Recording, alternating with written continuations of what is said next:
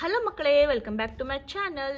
ಇವತ್ತಿನ ವಿಡಿಯೋದಲ್ಲಿ ನಾವು 3ನೇ ತರಗತಿಯ ಕನ್ನಡ ಪುಸ್ತಕವಾದ ಸವಿ ಕನ್ನಡ ಈ ಪುಸ್ತಕದಲ್ಲಿನ ಪಾಠ 15 ಆಡೋಣ ಬಾ.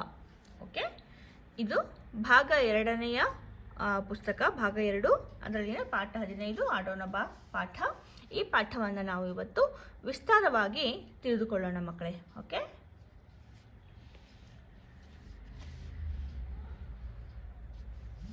ಕಿಶೋರ ಜೋರಾಗಿ ಅಳುವ ಸದ್ದಿಗೆ ಅವನ ಅಜ್ಜ ಹೊರಗೆ ಬಂದರು.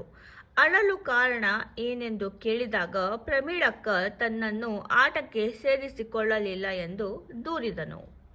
ಅಜ್ಜ: ಪ್ರಮೀಳ, ತಮ್ಮನನ್ನ ಕರೆದುಕೊಂಡು ಆಡಬಾರದೇಕೆ?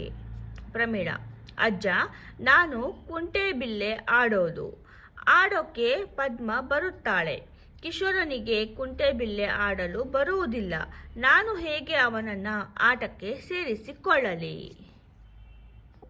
ಕಿಶೋರನ ಜೊತೆ ಆಡುವವರು ಯಾರೂ ಇಲ್ಲ. ಅವನಿಗೆ ನಾನು ಆಟ ಹೇಳಿ ಕೊಡುವೆ. ಕಿಶೋರ ಕುಣಿದು ಕುಪ್ಪಳಿಸಿ: ಓ ಅಜ್ಜ, ಆಟ ಹೇಳಿಕೊಡ್ತಾರೆ. ಕುಂಟೆಬಿಲ್ಲೆ ಆಟ ಅಂದರೆ ನನಗೆ ತುಂಬ ಇಷ್ಟ. ಅಜ್ಜ, ನೋಡು, ಆಟಕ್ಕೆ ಬಿಲ್ಲೆ ಸಿದ್ಧ ಮಾಡಿಕೊಂಡಿದ್ದೀನಿ.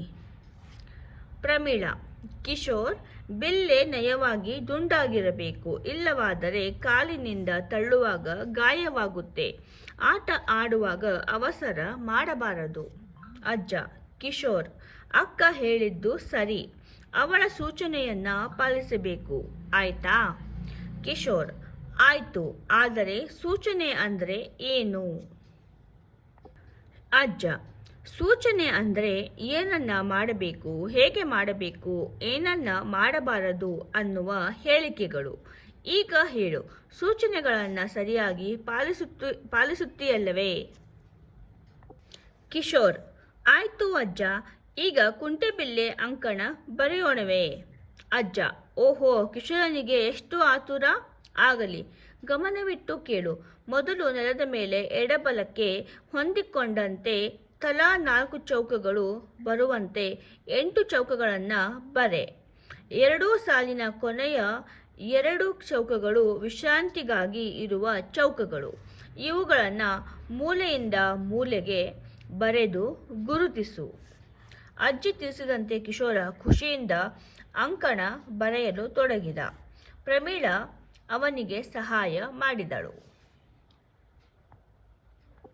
ಪ್ರಮೀಳ: ಅಜ್ಜ, ನೀನು ಈ ಆಟ ಆಡಿರುವೆಯಾ? ಅಜ್ಜ: ಓಹೋ, ನಾನು ಆಡಿದ್ದೆ. ನಮ್ಮ ಕಾಲದಲ್ಲಿ ಇನ್ನೂ ಎಷ್ಟೋ ಬೇರೆ ಬೇರೆ ಆಟಗಳು ಇದ್ದವು. ಕಲ್ಲೋ ಮಣ್ಣೋ, ಚಿನ್ನಿದಾಂಡು, ಓಟದ ಆಟ, ಮರಕೋತಿ ಆಟ ಮುಂತಾದ ಹೊರಾಂಗಣ ಆಟಗಳು, ಅಣೆಕಲ್ಲು, ಚೌಕಾಬಾರ, ಉದ್ದಿನ ಮೂಟೆ ಮುಂತಾದ ಒಳಾಂಗಣ ಆಟಗಳು ಇದ್ದವು. ಸದ್ಯಕ್ಕೆ ಈಗ ಈ ಆಟ ಆಡೋಣ. ಕಿಶೋರ್: ಆಯ್ತು, ಇನ್ನೊಮ್ಮೆ ಆ ಆಟಗಳನ್ನು ಹೇಳಿಕೊಡು. ಈಗ ಕುಂಟೆಬಿಲ್ಲೆ ಅಂಕಣ ಬರೆದಾಯ್ತು, ಮುಂದೇನು ಮಾಡುವುದು? ಪ್ರಮೀಳ: ಕಿಶೋರ, ಮೊದಲು ಆಟದ ನಿಯಮ, ಆಟವಾಡುವ ವಿಧಾನ ತಿಳಿದುಕೋ. ಅಜ್ಜ: ಚೌಕದೊಳಗೆ ಎಸೆಯುವ ನಿನ್ನ ಬಿಲ್ಲೆ ಅಂಕಣದೊಳಗಿನ ಯಾವುದೇ ಚೌಕದ ಗೆರೆ ಮೇಲೆ ಬಿದ್ದರೂ ನೀನು ಔಟ್ ಆದಂತೆ. ಅಂದರೆ ಆಗ ಇನ್ನೊಬ್ಬ ಆಟಗಾರರ ಸರದಿ. ಅದೇ ರೀತಿ ಎಲ್ಲ ಚೌಕಗಳಿಗೂ ಬಿಲ್ಲೆಯನ್ನು ತಳ್ಳುತ್ತಾ ಸಾಗುವಾಗಲೂ ಬಿಲ್ಲೆ ಗೆರೆಯ ಮೇಲೆ ನಿಲ್ಲಬಾರದು. ಪ್ರಮೀಳ: ಮೊದಲ 3 ಚೌಕಗಳನ್ನು ಬಿಲ್ಲೆ ತಳ್ಳುತ್ತಾ ಸಾಗಿ 3ನೇ ಚೌಕದಿಂದ ಬಿಲ್ಲೆಯನ್ನು ಪಕ್ಕದ ಚೌಕಕ್ಕೆ ತಳ್ಳಿ. ಘಟ್ಟದ ಮನೆಗಳಲ್ಲಿ ಕಾಲು ಬಿಟ್ಟು ವಿಶ್ರಾಂತಿ ತೆಗೆದುಕೊಳ್ಳಬೇಕು. ಪಕ್ಕದ ಘಟ್ಟದ ಚೌಕದಿಂದ ಕುಂಟುತ್ತಾ ಬಿಲ್ಲೆಯನ್ನು ಹಿಂದಿನ ರೀತಿಯಲ್ಲಿ ತಳ್ಳುತ್ತಾ ಹೋಗಬೇಕು. ಅಜ್ಜ: ಹೀಗೆ ಕುಂಟುವಾಗ ದೇಹದ ನಿಯಂತ್ರಣ ತಪ್ಪಿ ಮಡಿಸಿದ ಕಾಲನ್ನು ನೆಲಕ್ಕೆ ಊರಿದರೂ ಕುಂಟುತ್ತಾ ಗೆರೆಯನ್ನು ತುಳಿದರೂ ಔಟ್ ಆದಂತೆ. ಪ್ರಮೀಳ: ಕೊನೆ ಚೌಕಕ್ಕೆ ಬಂದ ಮೇಲೆ ಅಲ್ಲಿಂದ ಬಿಲ್ಲೆಯನ್ನು ಅಂಕಣದಿಂದ ಹೊರಗೆ ತಳ್ಳಬೇಕು. ಅನಂತರ ಕೊನೆಯ ಚೌಕದಿಂದ ಹಾರಿ ಆ ಬಿಲ್ಲೆಯನ್ನು ತುಳಿಯಬೇಕು. ಅಲ್ಲಿಗೆ 1 ಸುತ್ತು ಮುಗಿದಂತೆ. ಅಜ್ಜ: ಎಚ್ಚರವಿರಲಿ, ಹಾಗೆ ಕೊನೆಯ ಚೌಕದಿಂದ ಬಿಲ್ಲೆಯನ್ನು ತಳ್ಳಿದ ಮೇಲೆ ಅದನ್ನು ಹಾರಿ ತುಳಿಯದಿದ್ದರೆ ನೀನು ಔಟ್. ಆದಂತೆ. ಹಾಗಾಗಿ ಬಿಲ್ಲೆಯನ್ನು ತಳ್ಳುವಾಗ ಸ್ವಲ್ಪ ಹತ್ತಿರದಲ್ಲೇ ತಳ್ಳಿಕೊಂಡರೆ ಹಾರಿ ತುಳಿಯಲು ಸುಲಭ. ಕಿಶೋರ: ಎಷ್ಟು ದೂರ ತಳ್ಳಿದರೂ ನಾನು ಹಾರಿ ತುಳಿಯುವೆ. ಜಿಗಿಯುವುದೆಂದರೆ ನನಗೆ ತುಂಬ ಇಷ್ಟ. ಸರಿ, ಈಗ ನನಗೆ ಆಟದ ವಿಧಾನ ನಿಯಮ ತಿಳಿಯಿತು. ಈಗ ಆಟ ಆಡಲೇ ಅಜ್ಜ?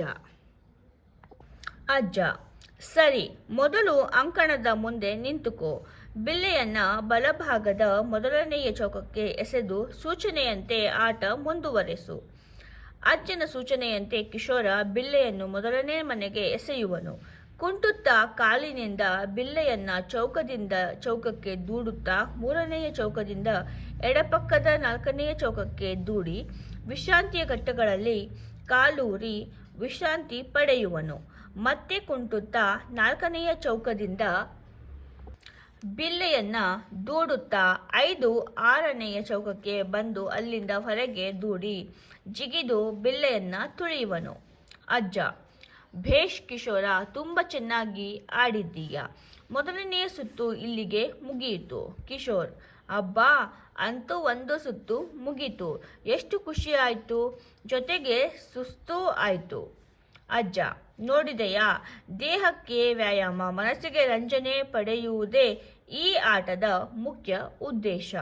ಕಿಶೋರ್: ಮುಂದೆ ಹೇಗೆ ಆಡುವುದು? ಅಜ್ಜ: ಹೀಗೆಯೇ 2ನೇ ಚೌಕದಿಂದ ಆರಂಭಿಸಿ ಆಟವನ್ನ 6ನೆಯ ಅಂಕಣದವರೆಗೂ ಮುಂದುವರಿಸಬೇಕು. ಮಧ್ಯೆ ಸೂಚನೆ ತಪ್ಪಿದರೆ ಔಟ್ ಆದಂತೆ. ಆಗ ಇನ್ನೊಬ್ಬರು ತಮ್ಮ ಆಟವನ್ನು ಆರಂಭಿಸುತ್ತಾರೆ. ಹೀಗೆ ಸರದಿಯ ಮೇಲೆ ಆಡಿ ಯಾರು ಮೊದಲಿಗೆ ಆಟವನ್ನು ಮುಗಿಸುತ್ತಾರೋ ಅವರು ಗೆದ್ದಂತೆ. ಈ ಆಟವನ್ನು ಬೇರೆ ಬೇರೆ ಕಡೆಗಳಲ್ಲಿ ಇನ್ನೂ ವಿಭಿನ್ನ ರೀತಿಯಲ್ಲಿ ಆಡುತ್ತಾರೆ.